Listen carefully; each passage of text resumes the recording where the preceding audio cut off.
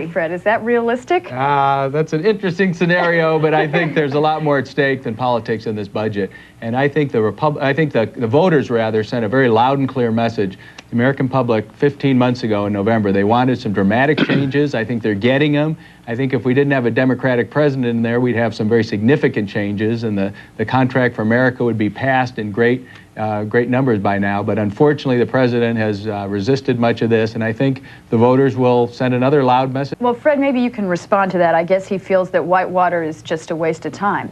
Well, I think there are some very serious criminal charges that need to be looked into, and that's what's happening through the process right now. But on the budget, which is a very important issue right now to all Americans, I think the Republicans are taking the lead and trying to bring the budget in line for the first time in my lifetime. And I think that's what's exciting. I think we're going to see some very good cuts, both in some of the in tax cuts and capital gains and things like that to stimulate the economy, and that coupled with a real reassessment of our whole tax system. And Fred, I'd like to go back to something that you said just before the break. You were talking about the American public being upset with politics and usual, and that's why they elected a Republican Congress. However, what happens if we get to November and we still have budget gridlock and people are saying a pox on both their houses?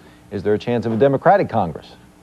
Anything's possible, but I think you're going to see this momentum continue. I think the public has been pleased with the progress that the Republicans have made. I think we've seen some very substantial changes. There's a lot left to get done, capital gains, balanced budget, things like that. Hopefully they'll be resolved this year, or at least get on track. So I think you'll continue to see an angry public making some changes. Don't forget, they've had 15 months really to make some serious changes in there, so we've got a ways to go.